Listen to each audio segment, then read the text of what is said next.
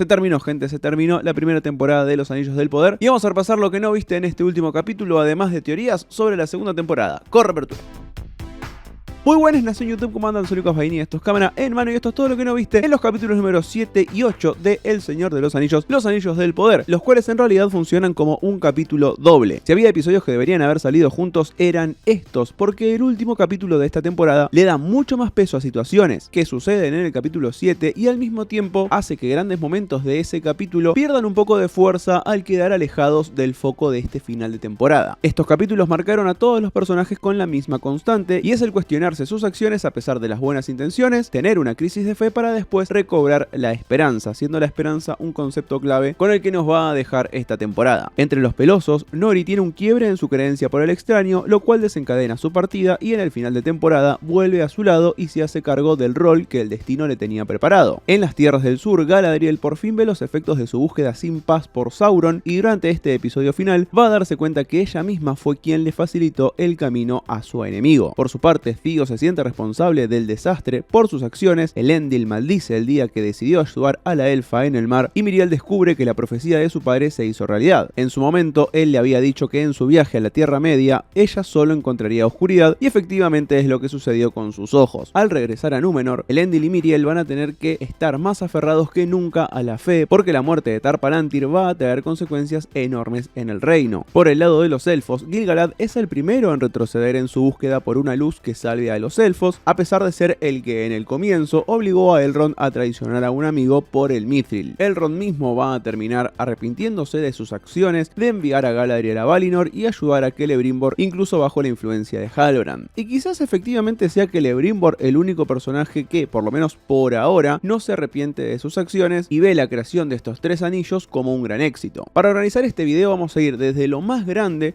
de estos capítulos hacia lo más pequeño. Vamos a repasar las grandes revelaciones de Halbrand siendo Sauron, el extraño siendo un mago 99% confirmado como Gandalf, la forja de los primeros tres anillos y qué son, la presencia del Balrog en Khazad-dûm, la guerra que se viene con Adar, la muerte o no del esposo de Galadriel y la crisis en Númenor. Si te gusta el video no te olvides de ese like, no te olvides de la suscripción para tener más información sobre lo que se vendrá en la serie del Señor de los Anillos y también muchos más análisis de un montón de otras cosas. Y ahora sí, vamos a empezar porque primero al fin sabemos quién es Sauron y es ese al que todos los dedos apuntaban. Creo que todos en su momento empezamos a buscar otras posibles respuestas sobre quién era en realidad Halbrand porque desde el inicio parecía muy claro hacia dónde iba el personaje y quizás era demasiado obvio. Así empezaron a bailar los nombres del Witch King o el Rey Fantasma, que podrían haber sido buenas respuestas si la idea del show era construir a Halbrand hacia adelante, pero que una revelación se vea venir no necesariamente lo convierte en algo malo, si es coherente con la construcción del personaje, y la realidad es que si vamos repasando todas las pistas que fue dejando la serie sobre la verdadera identidad de Halbrand, tiene todo el sentido y es un desarrollo muy preciso a lo largo de la temporada. Lo conocemos en el mar, sin saber de dónde viene, justo cuando Galadriel siente que su lucha todavía no terminó y abandona el barco hacia Valinor. En ese momento escuchamos a Gil-galad, que tiene una sensibilidad especial por las cosas que pueden suceder en el futuro, decir que en su búsqueda por Sauron, Galadriel sería responsable del regreso de la oscuridad. Para acercarse a Galadriel y ganar su confianza, Halbrand no tiene dudas en sacrificar a toda su gente. En Númenor muestra su interés constante por la herrería, una característica clave en Sauron, además de atacar a los numeronianos que lo enfrentaron. El primer indicio más fuerte, creo yo, es el momento en que está encarcelado y le explica a Galadriel cuál es la mejor manera de sobreponerse a un oponente, acercar los medios para que el otro domine eso a lo que le teme y después usar esa situación a su favor. Esa es la metodología que va a aplicar en Los Anillos y en este último capítulo lo vimos. Utilizó el miedo de la gente del sur para enfrentarlos a Adar y así conseguir su lealtad y controló la mente de Celebrimbor para manipular el Mithril a su gusto. Y en aquel momento también se acercó a Pharazôn al decirle hacia dónde se iba a dirigir Galadriel y con eso empieza un camino por estar cerca de todas las personas que van a tener poder en este tablero. Después de la excursión de Númenor hacia la Tierra Media para ayudar a las tierras del sur y la muerte del rey Tar Palantir, la posición de la reina Miriel va a estar debilitada para la población del reino y Pharazôn va a a ser quien capitalice ese descontento. Por otra parte, en el capítulo 6, cuando Halbrand detiene a Adar, está por matarlo y solo se detiene cuando aparece Galadriel. Ahí vemos que Adar no lo reconoce porque cree haber eliminado a Sauron, y ahora entendemos por qué él le dice que no lo recuerda. El duelo entre ambos evidentemente fue real y no va a pasar mucho tiempo hasta que tengamos una revancha. En este último capítulo las pistas fueron mucho más directas desde el momento en que aparece curioseando en el taller de Celebrimbor, y al comentarle la posibilidad sobre la solución con el Mithril, Halbrand dice que Celebrimbor puede considerar esa información como un regalo. Sauron, entre otros nombres, es conocido como el Señor de los Obsequios, y dentro del material que inspira esta serie, uno de los hechos más importantes y conocidos es cómo él influenció a Celebrimbor a forjar los primeros anillos. En la serie nos dejan bien claro que su plan para dominar a la Tierra Media está dando resultado. Aprendió conocimientos en la forja de Celebrimbor y al mismo tiempo, en esta escena lo que está haciendo Sauron es engañar la mente de Celebrimbor, y eso se evidencia en la forma en que Celebrimbor habla sobre este nuevo poder, con una voz que denota de desesperación, como más adelante vamos a ver a Gollum hablando sobre el anillo. Ahora los elfos, quieran o no, van a seguir el camino que espera Sauron al forjar estos anillos, a partir de creer que esta es la única solución para poder mantenerse en la Tierra Media y sobrevivir. Estos anillos, según el canon oficial, serían Narya, Nenya y Vilia, cada uno representando al agua, el fuego y el aire. Según lo escrito en la trilogía del Señor de los Anillos, los tres llevan una piedra preciosa de rubí, diamante y zafiro, y la serie parece ir por el mismo lado, además de mantener sus poderes principales como los describen en los libros. No fueron hechos como armas para la conquista o la guerra, sino que su objetivo es el entendimiento, el hacer y la curación, además de preservar todas las cosas por fuera de la corrupción. En esta escena podemos ver que la arquitectura de la forja mezcla líneas típicas de los elfos, pero mezcladas con la forma de construir de los enanos, recordándonos que para crear esto hizo falta el esfuerzo de las dos razas. La frase de Celebrimbor sobre ese nuevo poder que están desbloqueando hace que Galadriel recuerde las mismas palabras que usó Adar sobre la búsqueda de Sauron, y ahí empieza a afirmar todas sus dudas. Cuando Gil-galad está saliendo de la ciudad, podemos ver que porta una lanza y es su arma característica llamada Aeglos, la cual va a aportar en cada una de las guerras en donde participe, incluso en una muy importante. El capítulo desarrolla muy bien esta dualidad que existe entre Galadriel y Sauron. Sauron intenta manipularla de distintas maneras a lo largo de la alucinación a la que la lleva, primero poniéndose en la piel de su hermano Finrod para convencerla desde el amor, y después desde la balsa donde se conocieron, en donde expone su filosofía y menciona haber sentido la luz del dios creador de todo en el momento en que Morgoth fue derrotado. A este dios lo llama el único, y es una referencia a Ilúvatar, que como dijimos en varios videos, así es como se llama en los libros ese ser que creó a los dioses con los que después construyó la Tierra Media a partir de una canción. Es simbólico también que la elección de palabras para ese poder sea el único, que es como vamos a conocer al anillo que forjará Sauron en Mordor. Y la visión que tiene Sauron sobre el futuro de la Tierra Media se construye sobre el principio primordial de Tolkien y con el que abre la serie: nada es malo en el comienzo. Sauron se corrompe como todo lo demás, y después de sentir la guía de ese dios único, la tiene que dominar y arrasar con todo lo viejo. Es en esa búsqueda en donde Sauron va a terminar de corromperse y convertirse en lo que terminará siendo el nuevo Señor Oscuro, al que enfrentarán en la batalla de la última gran alianza. Y este plan es el que le ofrece a Galadriel, con la cámara mostrándonos ese futuro posible con Sauron y Galadriel unidos. Ella se resiste, pero él insiste en unir su poder con la luz de ella, mientras que la cámara nos muestra este plano donde la luz y la oscuridad se encuentran en ellos dos. Cuando Sauron le dice que la hará su reina, escuchamos la misma frase que Galadriel dice mucho tiempo después en las películas, cuando saca su lado oscuro potenciado por la presencia del anillo.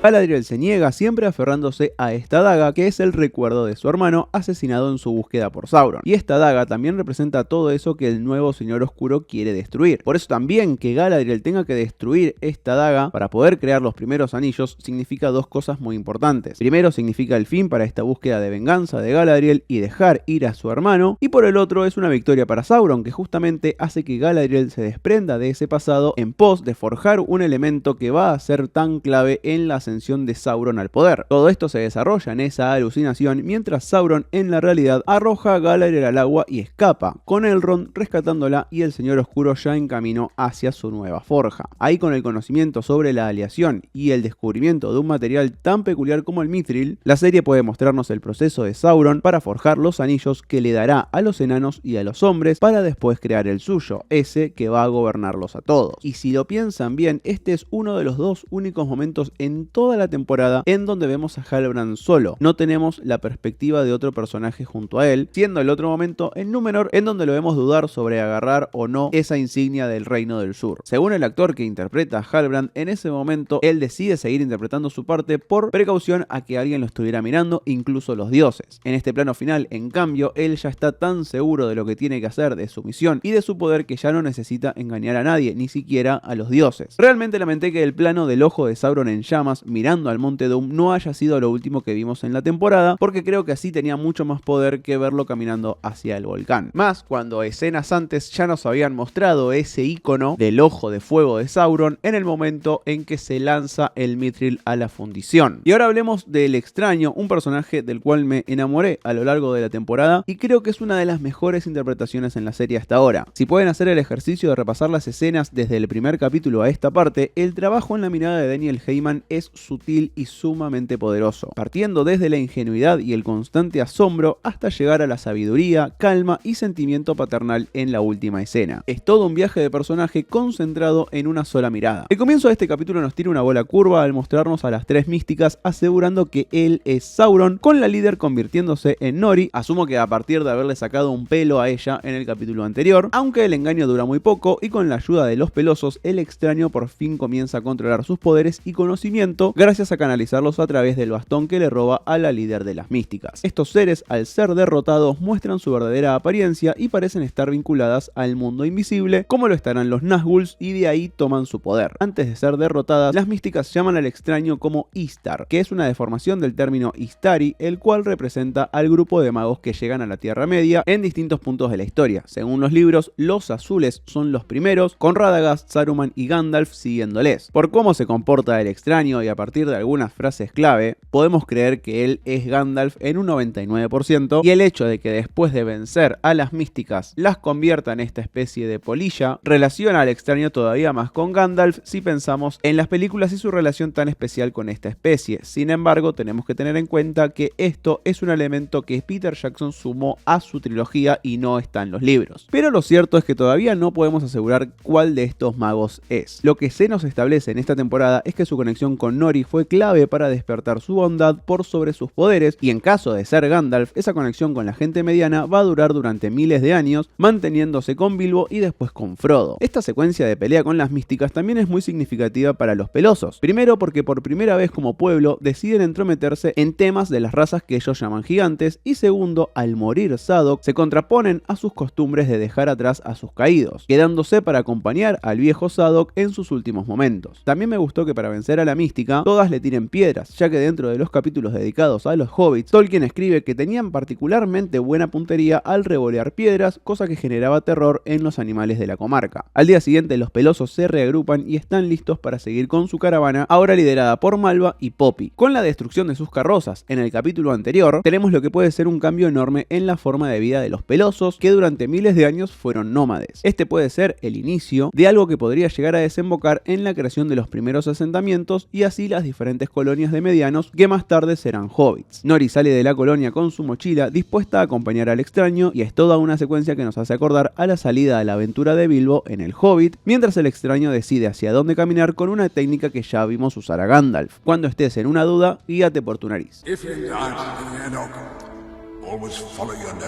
Y así es como ambos salen hacia el este, y verlos partir juntos en este plano general de praderas es todo el confort que necesitaba en este final. Y ahora vamos un poco más para atrás, porque a pesar de no tener tiempo en este capítulo, y la verdad es que nos hicieron falta, los enanos cerraron su arco en el capítulo anterior, y es por eso también que estos dos últimos funcionan como un episodio doble. Lo último que vimos en Khazad-dûm es el despertar del Balrog. Entonces, ¿qué es eso y por qué está ahí? Para empezar, tenemos que decir que los Balrogs a grandes rasgos son seres mágicos como lo son la especie de Gandalf, pero que fueron corrompidos por la oscuridad. Por esta razón es que se los conoce como Balrogs de Morgoth, el primer señor oscuro. Este bicho que está ahí abajo es uno de ellos, y podemos entender que se trata del mismo Balrog que muchos años en el futuro Gandalf va a terminar combatiendo en los hechos de la Comunidad del Anillo y vimos en las películas. Y entonces, ¿por qué está ahí en las profundidades de esas montañas? Por lo que sabemos a partir del material original, este Balrog fue parte de la Legión de Morgoth durante la Gran Guerra de la Primera Edad, y cuando Morgoth fue derrotado, él pudo escapar de las montañas del norte de la Tierra Media para esconderse debajo de las montañas nubladas y sobrevivir. Ahí quedó durmiendo durante miles de años, recuperándose hasta que los enanos de Khazad-dûm, en su búsqueda por más y más mithril y riquezas en esas montañas, lo despertaron en la tercera edad. Este hecho sucede durante el reinado de Durin VI, es decir, 2 generaciones después de los Durin que conocemos en la serie, aunque la serie pareciera apuntar a otra cosa, y así como funciona con otras líneas argumentales, acelerar los tiempos. Esta revelación de que el Balrog ya está despierto en las profundidades de la montaña indica que en la segunda temporada lo vamos a tener como un conflicto central, sumado a la casi segura muerte de Durin padre, lo cual va a posibilitar lo que dice Disa en el final del capítulo anterior, al decirle a Durin hijo que ya llegará su turno para gobernar y así ellos van a decidir cuándo cavar. Y hablando de los Durin, durante su discusión en el capítulo anterior podemos ver el emblema de la dinastía de los Durin, que es el hacha de Durin el primero, la cual va pasando de generación en generación y va a quedar ahí en las montañas por cientos de años hasta que Balin, el primo de Gimli, la recupere en su expedición a Khazad-dûm. Lamentablemente, Balin y su compañía van a ser asesinados, como se entera la comunidad del anillo durante su paso por las minas de Moria. Y este hacha es uno de los elementos más antiguos de la Tierra Media hacia el final de la tercera edad. Y se recuerdan, en el momento de su despedida, Durin le deja el pedacito de mithril a Elrond, y es un poco triste pensar que este amuleto, que representa una amistad tan pura, de alguna manera termina siendo la pieza del rompecabezas que le faltaba a Sauron para expandir su oscuridad en toda la Tierra Media. Y ahora hablemos de lo que podemos esperar en la segunda temporada, teniendo en cuenta algunas líneas y elementos que no terminaron de cerrar en este último capítulo. Primero, la muerte o no del esposo de Galadriel, Celeborn. Ese es un nombre muy importante en el universo de Tolkien, quien hasta ahora la gente que haya leído los libros o haya visto solo las películas, sabían que este personaje tenía presencia en los hechos de El Señor de los Anillos. Entonces en la serie no podría estar ausente y mucho menos muerto. Por eso es que no creo ni por un segundo que efectivamente este personaje esté muerto, y asumo va a hacer su presentación en la segunda temporada. ¿Dónde está Celeborn en estos momentos? Las opciones pueden ser que esté preso, que esté prisionero del mismísimo Sauron, incluso si tenemos en cuenta que puede llegar a estar preso en el mundo invisible, o los productores de la serie le den la historia de otro elfo muy conocido, que es Glorfindel, quien fue resucitado por los Valar para terminar con una misión en particular. Quizás el camino sea usar ese concepto y cambiar al personaje por Celeborn, y así lo veamos aparecer en una segunda temporada. Por otro lado, algo que me parece que incluso podría haber sido parte de esta temporada para despedirnos con una gran secuencia de acción es la guerra que va a suceder en Mordor, si tenemos en cuenta las diferencias que hay entre Sauron y el personaje creado para la serie, que es Adar. La búsqueda de Adar era otorgarle a todo su pueblo de Uruks, un lugar en donde puedan vivir y ser parte de esta Tierra Media. Por otro lado, Sauron lo que quiere es tener a Mordor como un lugar desde donde crear la nueva Tierra Media. Y para Sauron todos estos Uruks son herramientas, no son hermanos y no son hijos como para Adar. Entonces entendemos que la primera gran batalla se va a dar entre estos dos por ver quién se queda con Mordor y quién se queda con ese ejército. Por supuesto también tenemos que ver cómo le van a llegar los nuevos anillos a las razas de los enanos y de los hombres, y hablando de los hombres vamos a tener muy posiblemente la caída del reino de Númenor. Esa visión de la Palantir sigue en pie, y con la reina Miriel tan debilitada dentro de la percepción del reino, todo está dado para una gran debacle. Y hablando de númenorianos, hay uno al que todavía no sabemos sobre su destino, que es Isildur. Otra vez, como sabemos que tiene que estar presente en hechos muy importantes del futuro de esta historia, entiendo que su regreso se guardó para la segunda temporada y vamos a tener una secuencia muy similar a lo que vimos con Aragorn y Brego en El Señor de los Anillos, ya que Beric, el caballo de la familia de Isildur, es el que salió a buscarlo. Ahora Isildur, ¿dónde se va a quedar? ¿Va a intentar volver a Númenor o se va a quedar en la Tierra Media ayudando a las tierras del sur, que por su parte juraron lealtad a nada más y nada menos que a Sauron? Por ende, su destino es efectivamente sobrevivir a partir de jurar lealtad ante la oscuridad. Pero así terminamos con la primera temporada de Los Anillos de El Poder. Para mí, una serie que tuvo sus altos y bajos, sobre todo a la hora de estructurarla, y sobre todo a la hora de contar y encontrar el ritmo para contar las cosas. Los productores mismos se hicieron cargo de estos problemas en una entrevista, y es algo que espero puedan ajustar a partir de la segunda temporada. Desde el aspecto visual, este último capítulo de vuelta es algo que no se ve en otros lugares de la televisión, y me sigue sorprendiendo que esto sea una serie. Ojalá que todavía pueda encontrar más nivel en todos los frentes para la segunda temporada, la cual lamentablemente no va a llegar el año que viene. Vamos a tener que esperar otros 2 años para ver cómo sigue todo esto. Sin más, gente, muchísimas gracias por llegar hasta el final. Un video súper largo se hizo, así que mil gracias por estar acá todavía, y les agradezco infinitamente toda la compañía que hicieron a lo largo de toda la cobertura de esta serie en este canal. Sin más, gracias por ese like, gracias por esa suscripción y nos vemos en el próximo si vos querés. Chao.